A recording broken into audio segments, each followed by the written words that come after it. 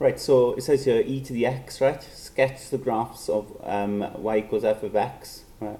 And y equals 2f of x minus 1 on the same diagram. Label the coordinates of the points of intersection with the y-axis and indicate the behavior of graphs for large values, positive and negative values of x.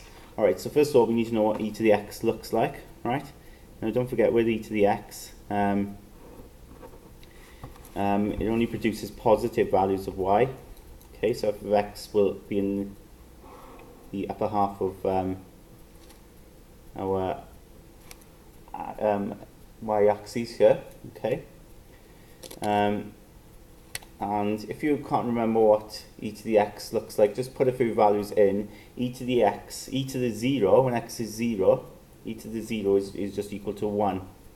Okay, and you can put that into your calculator, so you know where it crosses the y-axis, alright? And what you'll notice as well then, as you start putting in positive values of x, it increases quickly. Okay, so it actually, you can have a curve like that, right? Because it goes to infinity really quickly, okay? And then what happens when it crosses 1? Well, if we look at the negative values, okay, it goes towards 0, okay? It doesn't actually get to 0, but this here acts as like an asymptote, okay? It will never actually get there, but it will get very, very close. So we need to draw that in here, okay, to show, and it starts to increase then there, of course, as we get close to 0, and that crosses then at 1, and as I said then, this increases quite quickly, okay? So you have your f of x, right?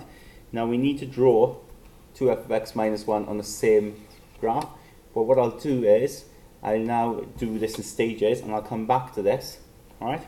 First, importantly, is you need to draw 2f of x, okay? You work your way around the f of x, okay? So with transformations, when you've got multiple transformations to make, the best thing is, to start with, you work inside the bracket to see if there's any transformation. Here, there's nothing to do, it stays as f of x. You work your way out then, and you can see then, oh, I need to multiply it by 2, okay? And then at the end, then you do whatever's been added or taken away. So we multiply this by 2 now. The y values get affected, don't they? Okay, so when you do your graph, alright,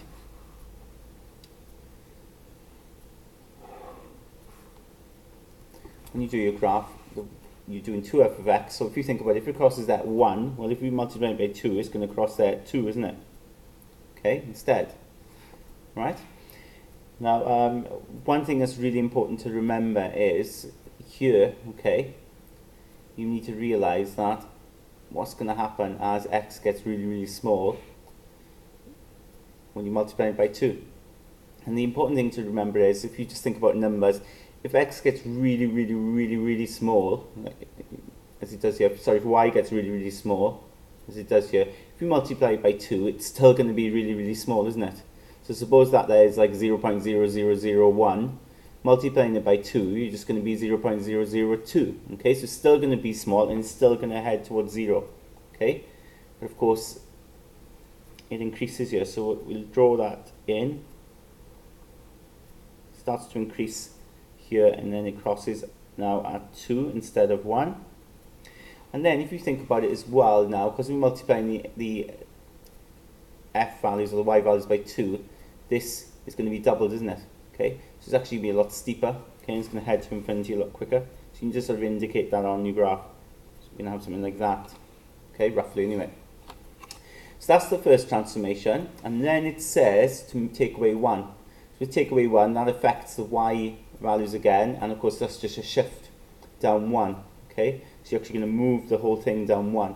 So what I can do, because they want it on here, I'm going to go on the same one, I'm going to go back to this and see if I can do it in one go, okay? So I'm going to need actually to extend my y-axis, and it needs to go a little bit further down, because if you think about it, if I'm taking away 1 now from here, okay, if you take away 1, this needs to be shifted down 1, okay? So whereas it's heading to 0 here, it's going to actually head to minus 1, alright? So the other thing as well then, you're going to need an asymptote to show that it won't actually get to minus 1, but it will head towards -1 as x gets really, really small. Okay, so an asymptote is really important. It's important you do that because it does say to indicate the behavior, doesn't it? So what happens as x gets really, really small? Well, it heads towards it, but it doesn't actually get there, doesn't it? So always refer back to this now, right? Because this is your 2f of x and you want to take this down 1, right? If you take it down 1, it's going to go towards the asymptote. If you take then that down 1, it's now going to cross at 1, isn't it? If you think about it, it's going to cross at 1. So we wanted to cross at 1. In fact, it's going to cross the same point, isn't it? As we've got here for f of x, right? So it's important to see that, okay? Because we've got, this is 2f of x, which we've just drawn. So shifting it down 1, your asymptote is going to be at -1, but that's going to cross now at 1 instead. So it's going to cross at the same point as this here. So let's draw that. As I said, as we get towards 0, this starts to increase quickly and across the same point. Okay? And then, remembering now, this bit then is steeper, isn't it? This bit is steeper. Okay? So, and you've got your 2f of x minus 1.